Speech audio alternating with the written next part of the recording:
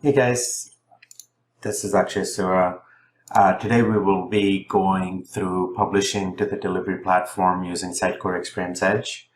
We'll mainly be concentrating on the Content Hub edition of it, but we can go through a little bit of an intro. So what is Experience Edge? So Experience Edge is a delivery layer. Essentially, it's SaaS-based.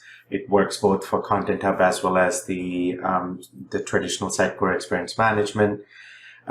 Essentially, all it does is it provides a very scalable GraphQL endpoint for your applications to consume, whether you're a gaming console, VR, mobile app, your website. It doesn't matter. You can pull content out of this Sitecore Experience Edge delivery platform.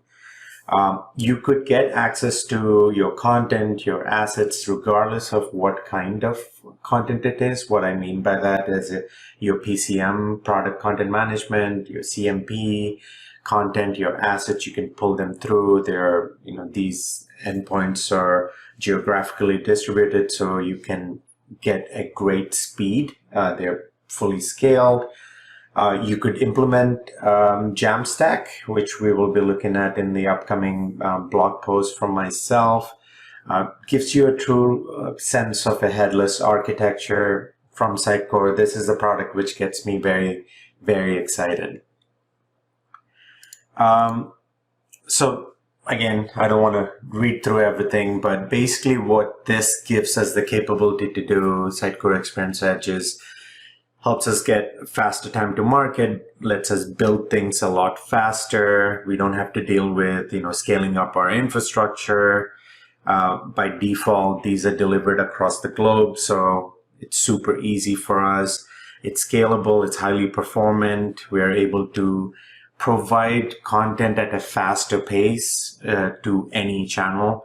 And we can integrate with any platform. So because this is GraphQL endpoint, as long as your application, whether it's VR, whether it's a gaming console, mobile app, your website, as long as they're able to make API calls out, they will be able to pull content in from this GraphQL endpoint. So as mentioned earlier, Sitecore Experience Edge is available both for the Sitecore Content Hub as well as Sitecore Experience Management, although we'll be concentrating more on Sitecore Content Hub. I should say. So as we mentioned, it is a GraphQL endpoint which is being delivered to multiple delivery regions. They have CDNs in play for the API results. So essentially you could use any channel to pull content out. And since it is hosted in this way, you get auto-scaled global delivery. It is essentially a headless service. Your content is delivered to the fastest, delivery endpoint in your region. So you're able to do things a lot faster. You could build your Jamstack sites on both like static generation as well as server-side rendering modes. You can pull it from any application which is able to call an API endpoint.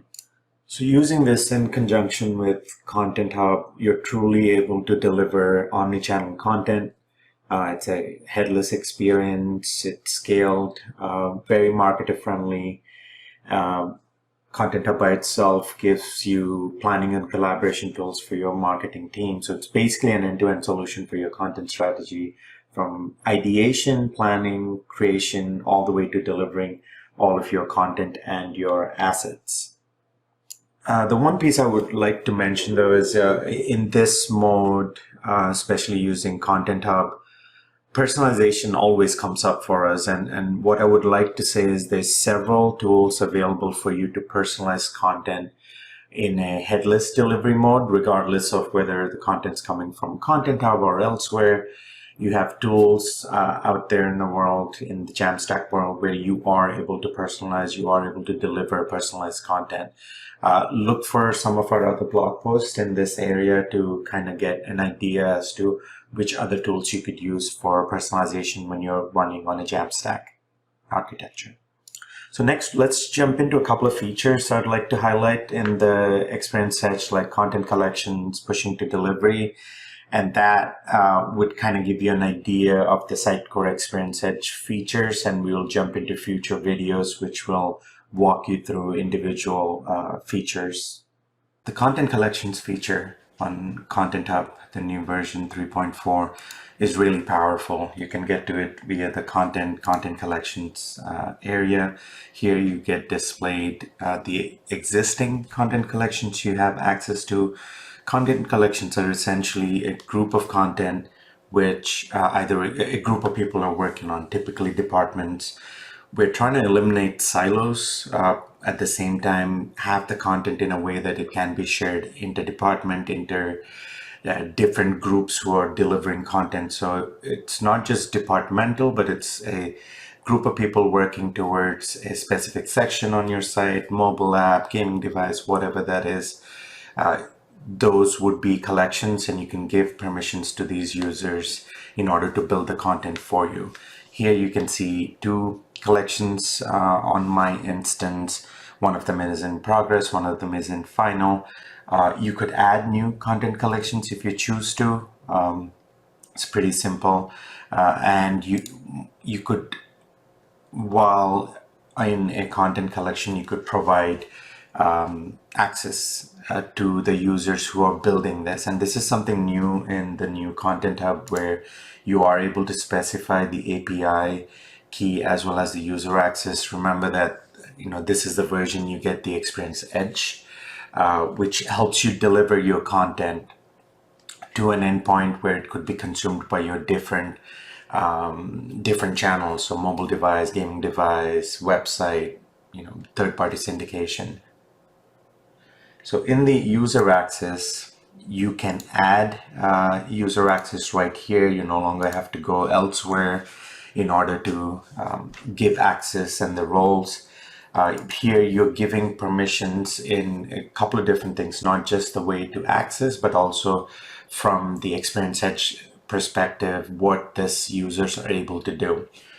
For instance, the reader role gives the access for you to view and download the content available inside of this collection, but they're not able to create keys or access this content from the Experience Edge perspective. The developer role is very similar to the reader role, but the difference is that they're able to create the API keys for the Experience Edge. So by being able to do that, they're not only able to do what the reader can, which is view and download content, but they can also access this piece of content using the Delivery Edge endpoint. The third role is the contributor role. It lets you add, edit content, manage your content, but you're still restricted from creating any API keys or accessing the piece of content inside of this collection via the Experience Edge. The manager role lets you pretty much do anything with this collection. So from a content management perspective, you can add, edit, delete content, change the status of the collection. You're able to add and remove API keys. You have full access to this content collection via the Experience Edge endpoint as well. So this is the most powerful role inside the four roles you have access to. To access content on the Sitecore Experience Edge delivery network, you need an API key. The API key you create could be specific to a collection or overall scope for all of the content. In order to create the API key for a collection, you are able to go into a specific collection and to the API section. You could create keys in here if you're a developer or a manager role or an admin role. You can modify, change, the value with the name of the key. If you're a manager or an administrator, remember that there is two aspects of the delivery network. One is the delivery content, one is the preview. Delivery is the final published content. Preview is things which you're currently working on, which can be used. So imagine if you're building a website off of this omni-channel base and you're working on a piece of content, you're able to see it on the preview mode, but then on production, it's only on delivery mode. to create an API key, you can name it.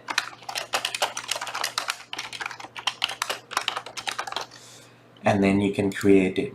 Remember that you have to copy this. So if you close this dialog, you will never be able to see this API key. So you would have to recreate another API key. So copy it, store it. From this point forward, all you can do, if you're in the right role, is change the name of it, but that's pretty much it. This is creating, we just created a delivery API key for this specific collection. Now you could create API keys global, and we will take a look at that next. You could also create another one for this specific scope for a preview API and appropriately use it in your application accordingly. You could also create and look at the API keys in the manage section. If you go into APIs, you're able to create keys from here, manage the keys as long as you have appropriate permissions. You are able to come in here and take a look and make changes. As you can see, I have a few keys in here already. So you can manage API keys. Just make sure that you copy the API keys, because once you create them, you can't go back and look at them. So when you create it, just copy it, store it in a secure place, provide it to your developers or whoever needs it. Next, we look at the delivery platform and publishing our schema so that we can push certain pieces of content to the Experience Edge delivery platform. And one of the key differences you would start noticing in the newer version is you'd see this cloud, which basically defines that this specific item is being delivered to the Experience Edge. And here, so we just picked m.asset at this moment. As you can see, there are certain conditions which it needs to meet in order for it to make it. So here you can see that the final lifecycle status needs to be approved, and then content repository to asset needs to be, of certain type.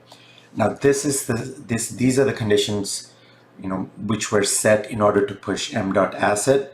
But for instance, m.content, we could set a different set of conditions in order for it to work for us. So here we just have lifecycle status as final. What you could also do, and this is a very interesting piece which people might not notice, but you can actually select a date field inside of your entity, which will be used as a scheduled publish date. So for instance, m.content right now has 3 date fields.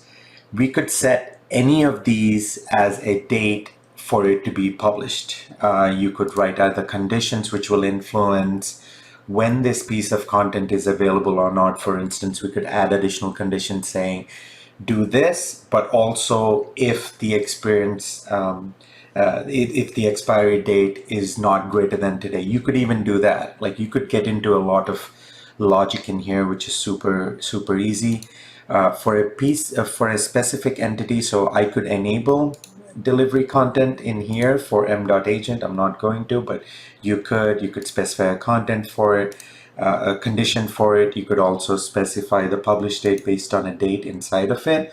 But for a specific entity type, you could add and remove items. So right now, pretty much everything in base m.content is available in here. So for instance, if I remove a couple of pieces, I'm basically saying only push these to the Experience Edge, but I could come back and add missing fields if they need to be. But this way, you can control which pieces of content are available on the Experience Edge, what are the conditions by which these entities are available as well.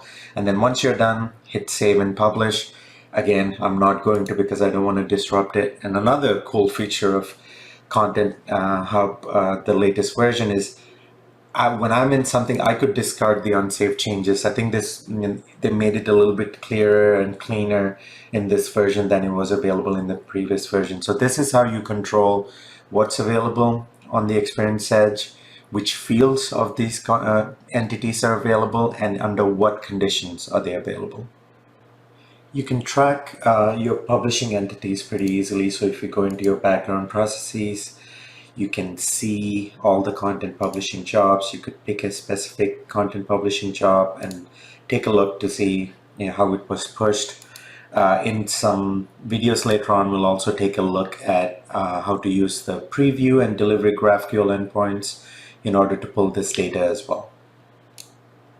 In order to publish, for instance, a content collection to the content Sitecore Experience Edge delivery, we could easily do that by pushing a piece of content to the desired state. So as you can see, this collection is in the final state. That's why it was delivered to the delivery platform.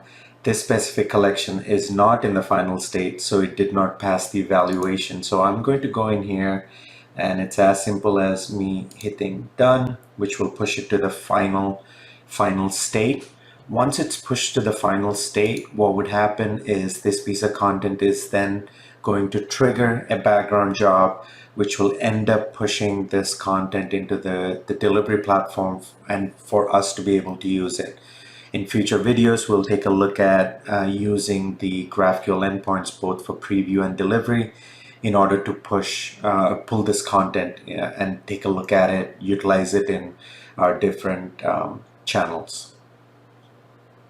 There you go. As you can see, it's currently pushed. It takes about a minute or two once it's pushed, and it's available for us on the delivery platform to consume.